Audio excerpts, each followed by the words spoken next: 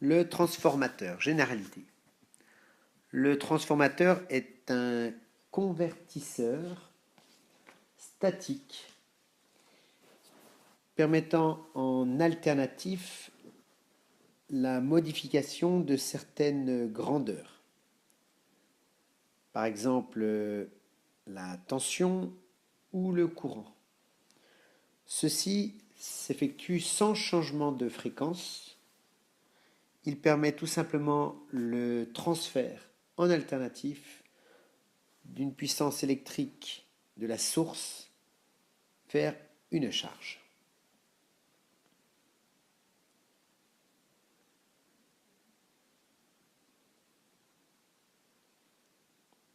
Donc rappelons-le, une conversion sans changement de fréquence.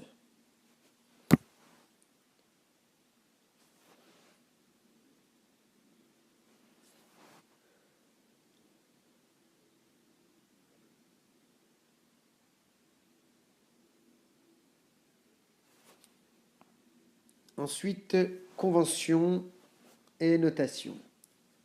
Le circuit primaire, puisque dans un transformateur nous trouvons deux circuits, le circuit primaire, celui qui va être branché directement sur le réseau, donc étant donné qu'il est récepteur, puisqu'il va recevoir de la puissance qui va être fournie par le réseau, donc nous allons le mettre en convention récepteur.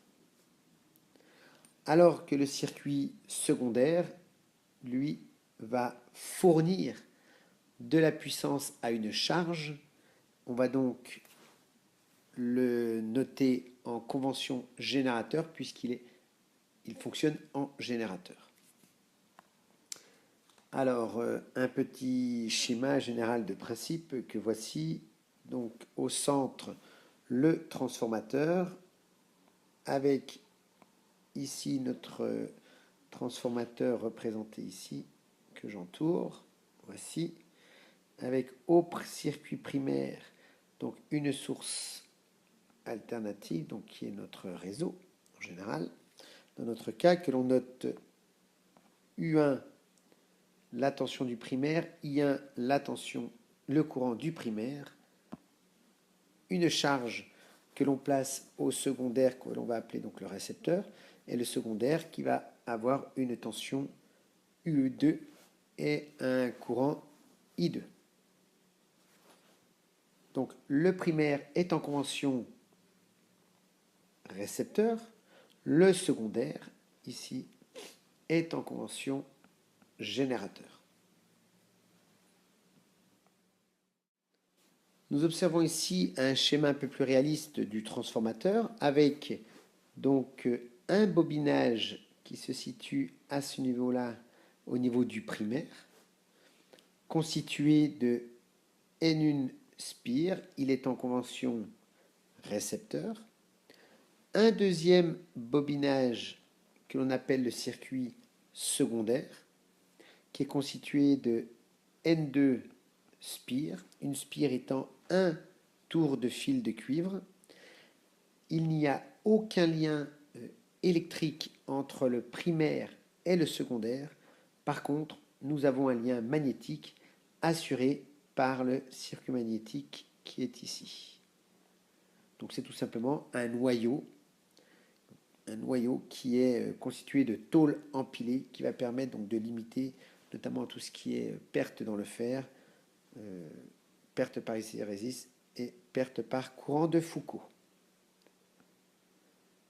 Le circuit magnétique ici va canaliser les lignes de champ, c'est-à-dire le champ magnétique créé par le flux magnétique créé par le circuit primaire va être canalisé par le circuit magnétique pour se retrouver ensuite au secondaire à ce niveau-là. Donc il est créé à ce niveau-là au niveau du primaire et le flux magnétique donc canalisé par le noyau eh bien, va se retrouver ici au secondaire et va circuler ici dans le noyau. Voilà, donc nous avons trois parties, le circuit primaire, le circuit secondaire et le circuit magnétique qui permet de canaliser les lignes de champ et de fermer le circuit magnétique. Donc, rappelons, le primaire N1 spire, le secondaire N2 spire. 1.3, transformation d'énergie. Donc voilà un petit schéma qui va résumer le principe de fonctionnement du transformateur. Nous avons donc une puissance électrique que l'on va pouvoir écrire P1 est égal à U1 I1 cosinus φ1 qui va être fournie donc au circuit primaire. P1 égale U1 I1 cosinus φ1. Je rappelle que le cosinus φ1, que φ1 est le déphasage de la tension U1 par rapport au courant I1. Ensuite, nous avons la puissance magnétique qui est donc transmise par le circuit magnétique.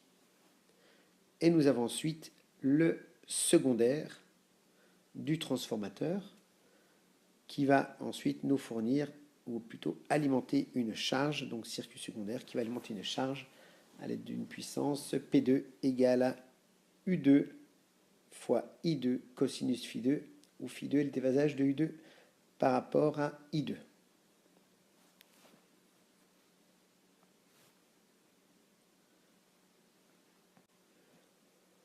1.4, symbole et fonctionnement.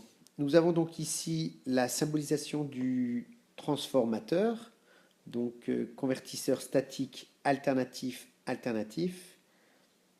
Vous avez la représentation plus générale sous forme de deux bobines avec U1 I1 donc en convention récepteur, U2 I2, le secondaire étant en convention générateur.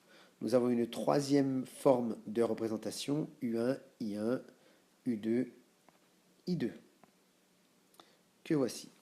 Si maintenant U1 est supérieur à U2, dans ce cas-là, nous dirons que le transformateur est abaisseur de tension, puisque U2 est plus petite que U1, donc transformateur abaisseur de tension. Nous avons également le cas où U1 est plus petit ou inférieur à U2. Dans ce cas-là, nous avons donc un transformateur élévateur de tension. Et parfois, nous pouvons avoir également U1 égale U2. Nous avons donc un transformateur d'isolement. Dans le transport de l'énergie, nous retrouvons le transformateur élévateur en sortie de centrale électrique. En élevant la tension, eh bien, nous diminuons les pertes joules en ligne. Puis, lorsque l'énergie arrive proche d'une habitation ou d'une ville, eh bien, nous allons abaisser la tension de façon à pouvoir adapter la tension au fonctionnement classique des habitations. Et nous avons donc ici un transformateur abaisseur. Donc, nous sommes partis d'un transformateur élévateur de tension qui va permettre de limiter les pertes joules en ligne, puis ensuite mettre un transformateur abaisseur de tension pour adapter la tension.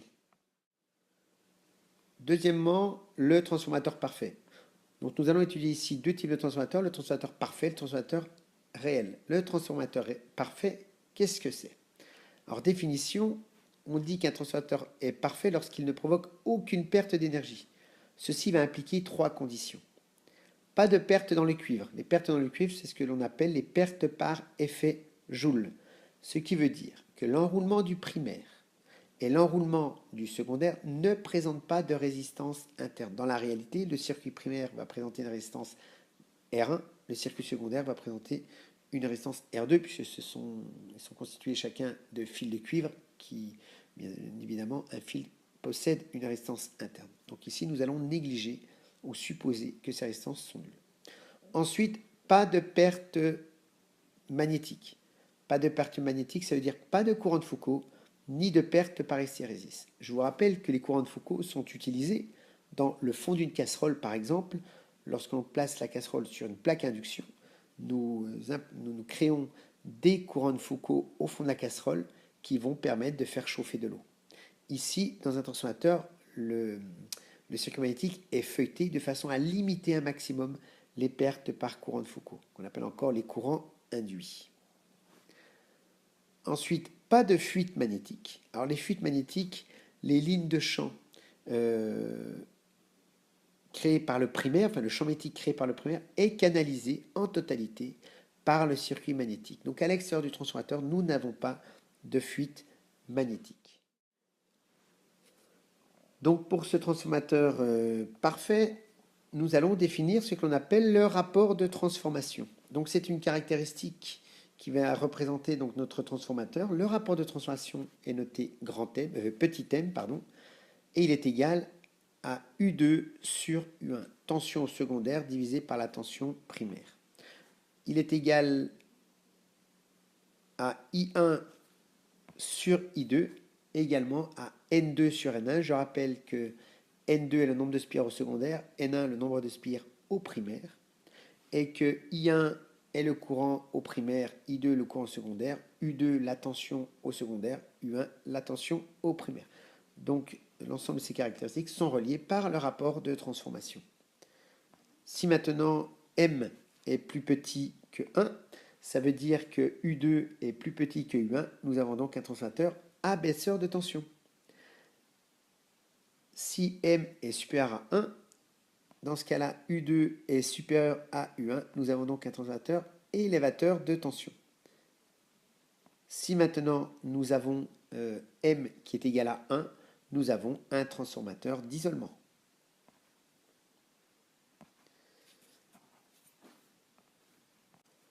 Deux, 3, les puissances. Donc tout d'abord au primaire, nous allons avoir la puissance U1, I1 cosinus phi1. Au secondaire, la puissance P2, U2, I2 cosinus phi2. Le transformateur donc est parfait, ce qui veut dire que P1 est égal à P2 puisque nous n'avons pas de perte.